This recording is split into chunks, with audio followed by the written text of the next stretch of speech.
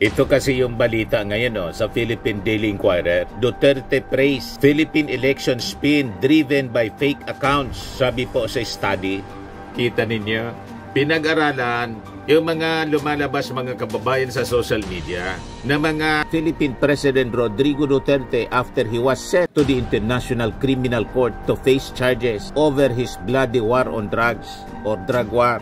Organized sila mga kababayan ng kanyang hipag na si Lisa Marcos at saka ng kanyang pinsan na si Martin Romualdez. Yung tatay niya gusto pang ipahukay. And researchers in the Philippines indicate increasingly sophisticated and seamless manipulation in a country the patient zero for global disinformation. Pag fake news pa naman, yung mga tao po, madali po silang madala sa mga fake news.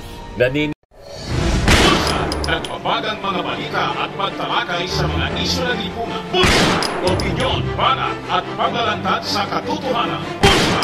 What you see is what you get. You decide. Good time muna mga kababayan, bago natin pag-usapan ito mga kontrobersy sa politika.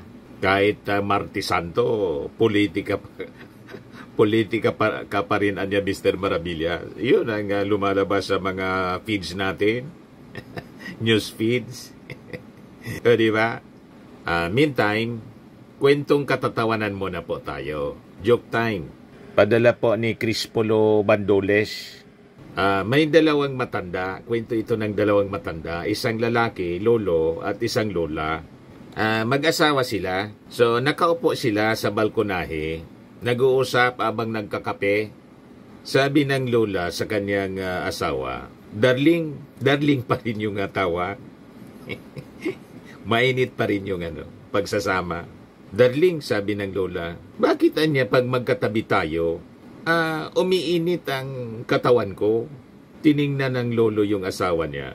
Sabi ng matandang lalaki, Gunggong, bakit hindi iinit yung katawan mo? Nakasawsaw sa kape yung suso mo.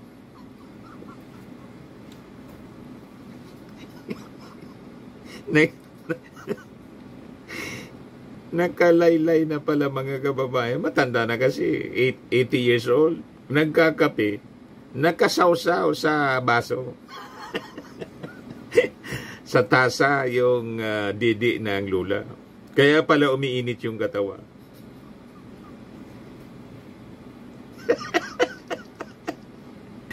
Akala natin kung ano na.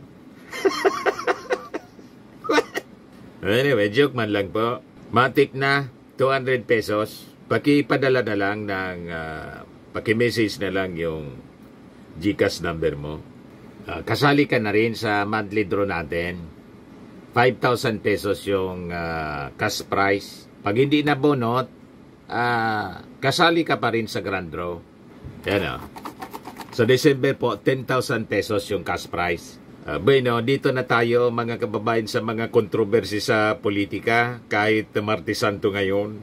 Ito kasi yung balita ngayon sa Philippine Daily Inquirer. Duterte praise Philippine election spin driven by fake accounts. Sabi po sa study, kita ninyo, pinag-aralan yung mga lumalabas mga kababayan sa social media na mga articles, mga balita, mga commentaries, may relasyon mga kababayan sa politika ng mga Duterte.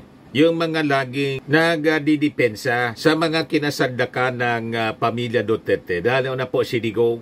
Lalo na po yung election spin nila. Ang nasa likod pala po, mga fake accounts. At sabi dito po, kahit yung mga buzzers ko po dito sa social media, karamihan po nakalak. Nakalak po ang kanilang profile. Tapos, kung ano-ano, nakalagay na profile pics, ganun sila katindi. Kaya hindi na tayo magtataka mga kababayan, yung mga surveys ngayon, na kahit walang performance si Sara, hindi nagtatrabaho si Sara, mataas yung performance ratings. Yung mga surveys ngayon po, hindi na tulad nung mga panahon. Talagang masasabi natin, manipulado po, at malamang may nagpupundo rito. And it could be a foreign power, mga kababayan. Nang intensyon, iluklok si Sara. Kaya ingat po tayo sa mga spins ngayon sa social media. Lalo na kung ang dinidefend po ang mga Duterte. Ito ngayon po yung lumabas na balita.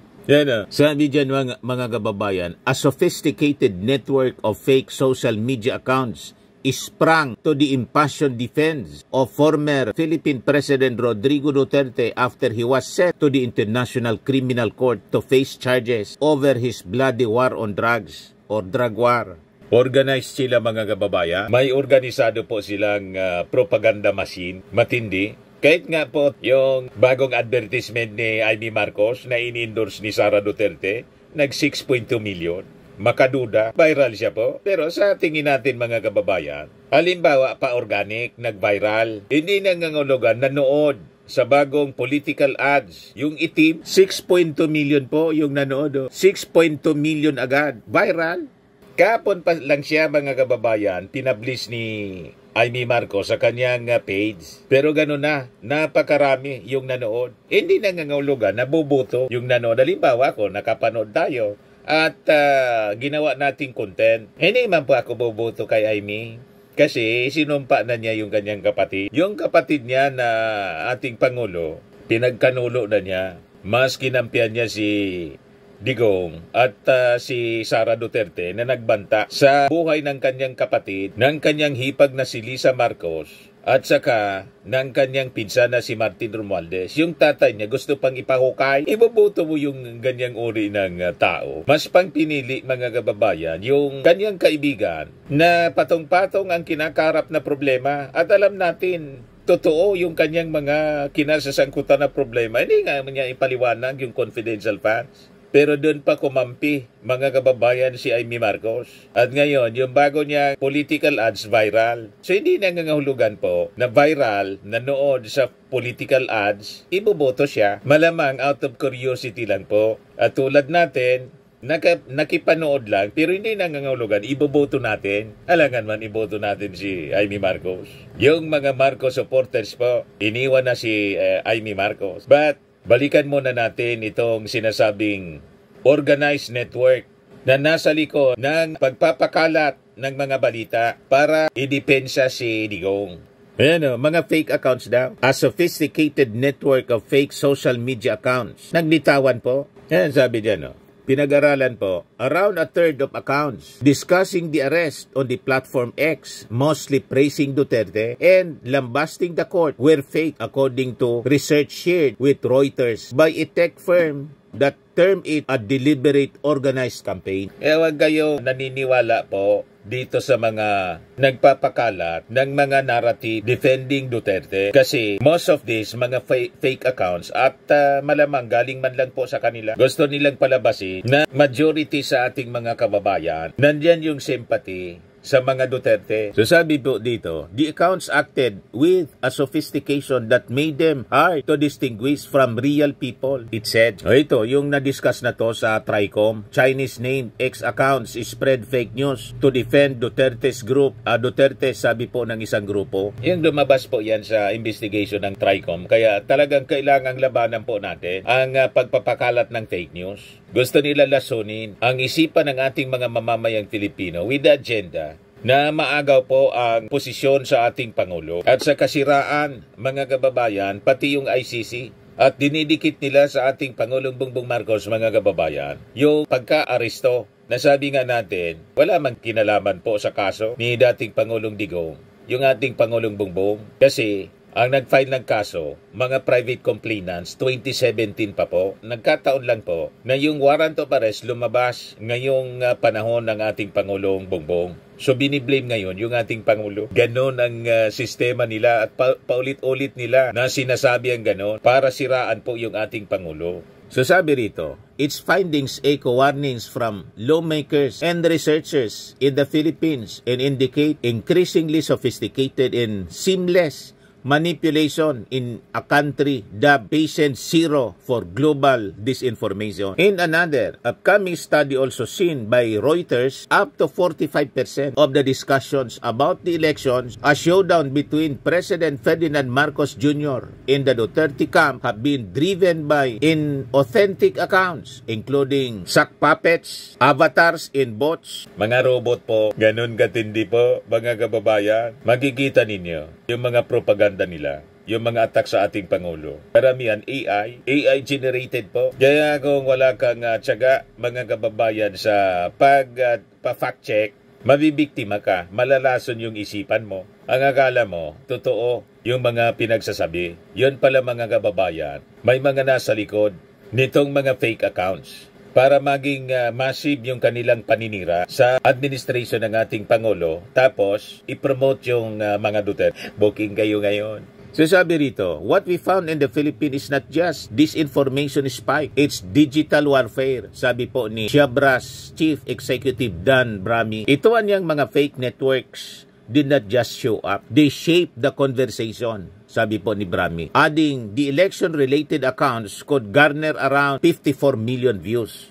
And if it's happening this visibly in the Philippines, it's naive to think it's not happening elsewhere too. So sabi dito sa balita, the firm said it did not trace the origins of the fake accounts, though it was likely a single source. Dagdagan pa mga kababayan ng mga actual DDS vloggers na may mukha nga sila pero fake news peddlers din. Tapos ang backup nila mga kababayan, mga robot, mga fake accounts. Ganon mga kababayan ngayon ang laban. It is a digital warfare, sabi po ng study. So digital black ops ang tawag. The level of coordinated disinformation, sabi rito, seen in the Philippines was far above the typical 7% to 10% range of online conversations globally about highly sensitive or polarizing issues, according to Siabra, which has monitored similar campaigns worldwide. It found that 16% of X accounts involved in discussions about a December election in Romania that were cancelled over accusations of Russian meddling had been fake. The use of fake accounts and paid influencers for political operations is widespread in the Philippines, with multiple political parties turning to click armies credited with helping sweep Duterte into the presidency in 2016. So, ginawa nila ito noong 2016 at ngayon tuloy-tuloy na kanilang ginagawa mga kababayan with intention na iupo si Sara Duterte at siraan pati yung impeachment. Kaya yung mga nababasa natin tungkol sa sabi with the arrest ni Digong and surrender to The Hague, may lumabas na survey, tumulungan niya para lalong tumaas yung ratings ng mga kandidato ni Digong sa pagkasenador. Malamang kasama yon sa manipulated. Analysts saw the hallmarks of a troll army in the days after his arrest last month, when a surge of false claims swept social media, with supporters claiming the ICC had no jurisdiction, calling its move a kidnapping and harassing victims. Kitang-kita po yung ebidensya, kahit yung mga sinasabing global rallies, pro-Duterte rallies, kahit yung mga rallies doon sa Europe, sa Serbia, inedit po, may nagsisigaw, Duterte! Pati yung prayer march ng Sinulog Festival, Duterte! Pero hindi man po umobra kasi na fact check. Magagaling din yung mga sumusuporta sa ating gobyerno. Pinag-check nila. Ayon. Kaya hindi ba umobra yung panggatong sa publiko na mag-aalsa na po, global people power na yung pinalalabas nila. Ganon katindi sila mga kababayan. Pag fake news pa naman, yung mga tao po, madali po silang madala sa mga fake news. Naniniwala kaagad. At tumutulong pa sila sa pagpakalat. O ngayon, booking kayo with this study na ginawa po ng mga experts. So sabi po dito sa balita ng Inquirer, Siabra, which says its machine learning can identify fake accounts through behavioral signals, analyzed 1,890 profiles that generated more than 5,500 posts in comments on X about Duterte's arrest. About a third were flagged as fake, responsible for more than 1,300 posts, generating more than 7,000 engagements, including likes, comments, and shares, potentially reaching more than 11.8 million views, the company said. Siabra said the accounts posted simultaneously with coordinated activity spikes, identical content, and promotion of the same hashtags and narratives. The content produced by the fake profiles revealed a clear objective to bolster public support for Rodrigo Duterte and shape a sympathetic, legacy-driven narrative around his arrest, sabi po ng firm. Hindi po obra yung mga gawaing masama ninyo. Kahit na itong advertisement ni Amy Marcos, yung sinasabi niya doon, yung narrative niya doon, false. False narrative, mga kababayan. Mamaya, i-replay ko sa inyo, mga kababayan, at basagin natin. Yung sabi rito, the wave of pro-Duterte disinformation is boosting support for the narrative that he was kidnapped by the ICC at the behest of the Marcos government, said Victor Andres Dindo Manhit, a Manila-based political analyst and founder of the research and advisory firm Strat-based Group. Ginawang kidnapper yung ating Pangulo. Yung pag-arrest po, pag-serve ng warrant of arrest, pinalalabas nila, kidnapping. Yun din yung sinasabi ni Amy Marcos doon sa Senate hearing niya. Ang term niyang ginamit po, pagtangay. Pagtangay daw. Pag sinabi mong tangay, kidnapping po. So, yun ang narrative nila. Kinidnap si Digong, imbes na inarrest. Saan ka pulutin yan? Yung Interpol na, kidnapper na, yung ating gobyerno, mga kababayan na obligated ng Interpol because member tayo ng Interpol kasama sa pangingidnap. Kaya hindi po pinapansin yung ganyang narrative ng ICC kasi lumalabas mismo na yung ICC, kidnapper. Kita ninyo mga ugali ng mga taong yan. In broad daylight, mga kababayan, with full coverage ng mainstream media at ng social media vloggers nila at pati ng ating mga kasama na vlogger sa Maynila nakatoto doon sa pag-arrest kay Digong nang tawag nila kidnapping. Saan ka nakakita? Full coverage yung kidnapping? Yes, sabi po ni Manhit, no society is ready to see through the disinformation, but we need as a nation to fight it. Siabra's study found the proliferation of fake profiles discussing polls, yung election po, and expressing views across the political spectrum. Of the 2,154 profiles examined by the firm between January 1 and March 10, 37% were fake. Reinforce nila, mga kababayan, yung kanilang puwersa, digital force, ang ginamit nila, mga robot, mga fake accounts, para isupport yung kanilang fake narrative. Yung fake narrative nila, ang nagpapakalat, fake accounts. Kita ninyo? Mga walang mukha, mga AI po, pati yung boses po na ginagamit, AI generated. Ganon kasi ka-advance na yung ating technology. Kaya mag-ingat po tayo. Sasabi dyan, of a sample of 3,033 profiles discussing an administration-backed coalition, the firm determined about 45% were fake. The profiles were strategically connected to amplify each other's content, creating the illusion of a broad public support or opposition with coordinated bursts of engagement posting at frequencies not humanly possible. So sabi dito, many fake profiles interacted with real accounts, allowing them to blend seamlessly into discussion, engaging with journalists, taking part in debates, and reacting in real time, sabi po ni Siabra. If you are just scrolling anya, there's no obvious giveaway. They are built to blend in. Magagaling po yung nasa likod nito. Talagang ang design nila ay para papaniwalain yung mga tao na nagagalit ang karamihan sa mga Filipino. Sa nangyari po kay Digong na inaresto po ng ICC.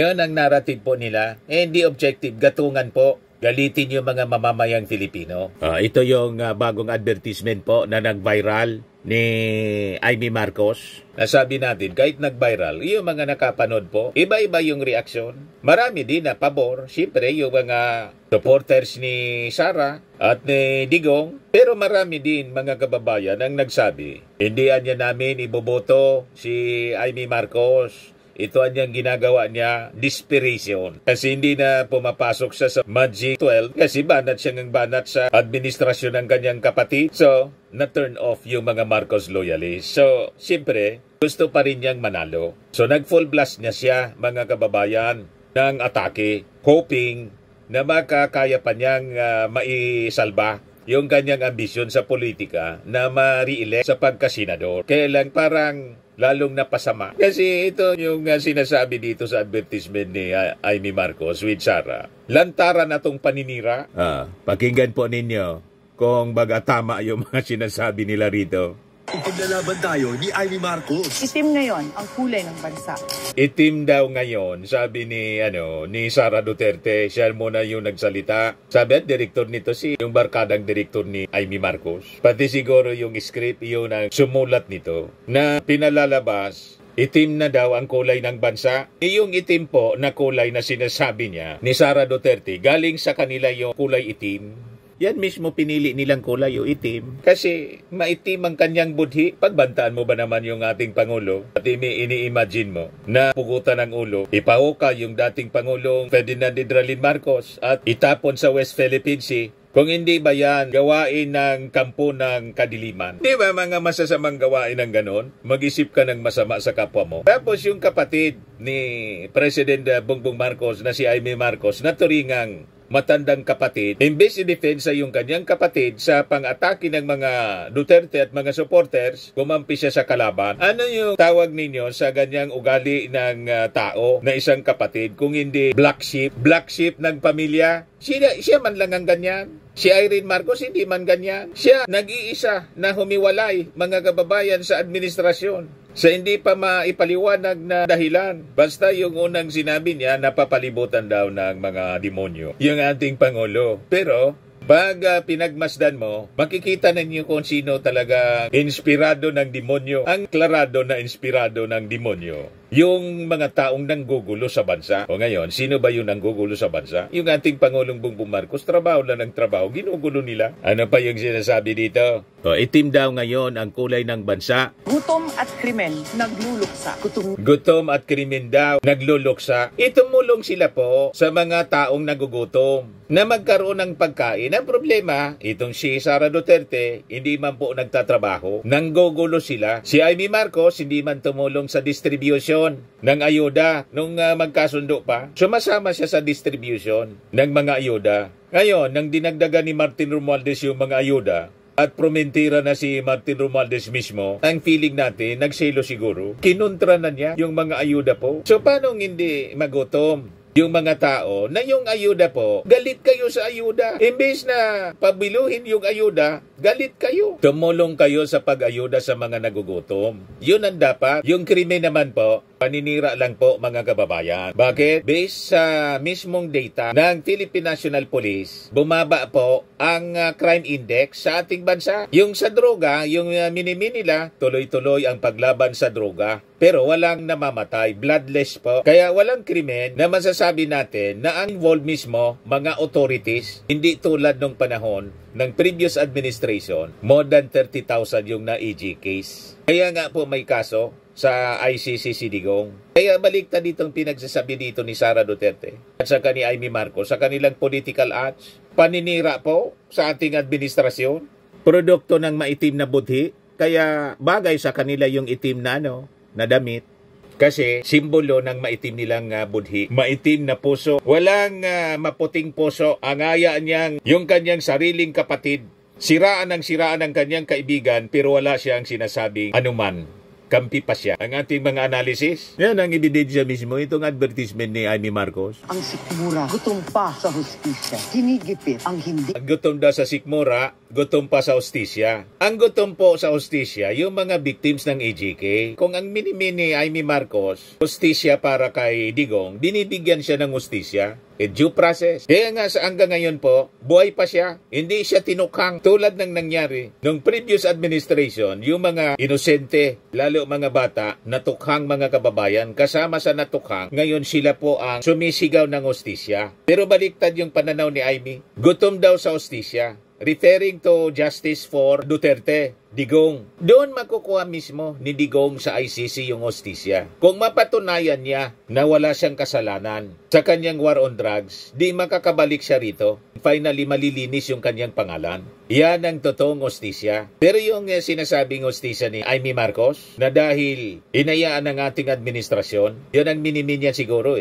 na iarap sa ICC si Digong. Malabo po yon na hustisya, injustice. Matatawag nating injustice yon. Ang may injustice po, yung mga victims ng EJ case. Yan ang malinaw po. Ituloy natin yung mga pinagsasabi niya dito sa political ads po. Alyansa. Marami ang nagsasalita. Pero sino lang ba ang may may ginawa. Sino ang may ginagawa? Itim. Ginigipit daw po ang hindi kaalyado. Paano ginigipit kayo? Walang panggigipit po. Libre kayo na gumala. Kaya lang, siyempre, nagbanta si Sara na impeach. Hindi niya maipaliwanag yung kanyang confidential funds. Inimbestiga ng Congress. Kailangan man hindi imbestigahin. Ipaliwanag niya kung bakit santambak na chicheria yung mga beneficiaries ng confidential funds. Kaya nga dapat niyang gawin, hindi yung iwas posit siya. Pagkatapos, sasabihin niya, ginigipit. Ang gustong mangyari ni Amy Marcos, ni Sara Duterte, wala lang accountability. Pabayaan lang yung mga pagmamalabis. Pagbabanta, palampasin lang kasi barkada niya. May ganon. Yun ang napakasama po na ugali. Kumampi pa siya sa nagbanta sa kanyang kapatid. Wala siyang komento doon. Ngayon, kasama niya sa political ads. Malamang baliktad yung epekto nito kay Senator Amy Marcos. Imbis makatulong, lalo siyang matalo. Lumabas na tuloy mga kababayan yung totoo niyang pagkatao. Sumama dito. Ang kulay ng pakikiraman. Itim ang kulay ng pakikiisa. Itim. Laban ng tama. Itama ang mali. Iboto. Ano yung sinasabi ninyong ilaban ang tama? Itama ang mali. Itama ninyo ang mali ninyong ginagawa. Itama ni Sara ang kanyang mga maling ginawa sa gobyerno, sa pondo ng gobyerno. Itama niya ang kanyang masamang pag-uugali. Si Amy Marcos man, itama mo din ang iyong pagkatao, ang pag-uugali ninyo. Imbis sumuporta kayo sa gobyerno na ang kapatid mismo ninyo, ang presidente, doon kayo kumampi sa nagbabanta sa kapatid ninyo. Itama mo ang ganyang ugali na baluktot. Ang ginawa po ninyo, yung mali, tama sa inyo, at yung tama, mali sa inyo. Napakalinaw na ang mga Duterte ang may gawang kamalian. Palaaway. Si Senator Amy. Diba, number 39 sa Balota. Ang ibig sabihin pala ng itim, Inday Trust Amy Marcos. Yan po mga kababayan ang ibig sabihin ng itim. Tapos itiman daw yung number na Itiman namin yung mukha ninyo para hindi na ma-recognize, hindi na maalala pa ng ating mga mamamayang Filipino na kayo ay isang Marcos na imbes sumuporta sa kapatid na Marcos na presidente, sumuporta sa isang Duterte. Imaginein mo na lang itong sinusupport niya, Amy Marcos. I did not make an assassination threat to the president. Sila lang nagsasabi niyan. Sila lang nagsasabi may assassination. Sila nagsasabi may assassin, may gunman. Next po, GDP. Not say that. Huwag kang mag-alala, ma'am, sa security ko. Kasi may kinausap na ako na tao. Sinabi ko sa kanya, kapag pinatay ako, patayin mo si BBM, si Lisa Araneta, at si Martin Romales. No joke, no joke. Nagbilin na ako, ma'am. Pag namatay ako, sabi ko, huwag ka tumigil hanggang hindi mo mapatay sila. And then he said yes. I did not make an assassination threat to the president. Sila lang nagsasabi niyan. Sila lang nagsasabi may assassination. Sila nagsasabi may assassin, may gunman. Next po, GDP. Not say. Sino ay may maitim na puso? Sino ang tama, sino ang mali?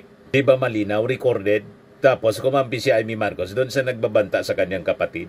Tapos nagsinungaling pa. Harap-harapan yung pagsisinungaling. So alam na natin kung sino yung itim. Pinapalabas ni Amy ang itim, yung kanyang kapatid, si PBBM. Naawa na ng maitim na budhi si Amy ng kanyang kaibigan. Ito pa yung pinagtatanggol ni Amy. Na sabi gusto niya, ini-imagine niyang pugutan ng ulo yung kanyang kapatid para ma-remind yung ating mga mamamayan. Magkasama kami nag-attend ng isang graduation. Truthfully, I wasn't feeling well. Kasi kinukulam nila ako. You see? Naniwala pa sa kulang? Andiyan na sila, umabot na sila sa kulam. Nagsama-sama na silang lahat. Kinukulam pa nila ako. Tindi? So I wasn't feeling very well. Pero I had to go. Kailangan ko pumunta. Kasi para naman sa graduates yun. Hindi para sa akin yun. It's their happiest day. So nagsama kami.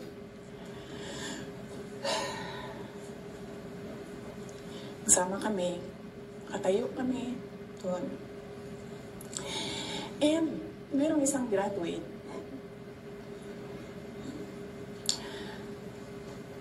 na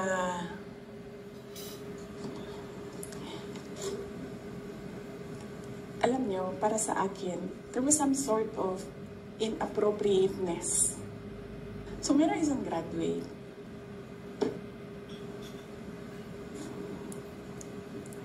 And narinig ko, sabi ako, diba? Narinig nung katabi ko. Narinig nung katabi ng katabi ko. But apparently, this guy, di niya alam kung ano isasagot niya. So, ang ginawa niya, pinaulit niya sa bata. What did you say? So, this time, syempre bata, hindi niya alam ba saan yung inulit ng bata, louder this time. Mr. President, can I have your watch as a graduation gift? Nasagot niya. Why? Why will I give you my watch? At that point, may sakit na ako.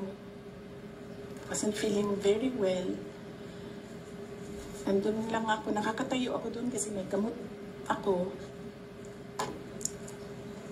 Gusto ko, ang galing yung ulo niya ba? Matino pa kaya yan, mga kababayan? I realized, toxic na yung relationship. O sino yung itim? Tingin ninyo mga kababayan. Yan sinasabi natin. Lahat baliktad yung sinasabi nila. At si Ivy Marcos nahawa na po ng itim. Itim na yung kanyang pananaw sa buhay. Kaya tama yung kasabihan, tell me who your friends are and I will tell you who you are. Pag lagi mong kasama po mga taong tulad ni, alam na ninyo, talagang mahawa ka sa ugali. Pare-parehas na sila ng ugali. Maitim na pag-ugali. Alam na ninyo, mga kababayan ang gagawin sa May 12 election. Pala na kayo. Po, Firmax Firming and Lifting Cream, pinapahid po sa mga pulses in affected area. Mainam po sa paninigas ng mga kaso-kasuan. Ito naman po, Automax Radiant Serum. Sa mukha naman yung application. Anti-aging po siya. You will look 10 years younger than your age. Sa mga cancer patients naman po, baka lang gusto ninyo itong itry. Nengsa Red Mix Fruit Drink. Hindi mo po siya gamot, food supplement siya. Kaya lang, gawa siya mga kababayan sa goji berry. Yung goji berry may anti-cancer properties. O ngayon, yung mga inquiries ninyo, dumiritso na lang kayo sa aming messenger sa Facebook para masagot namin agad. Ayos pa?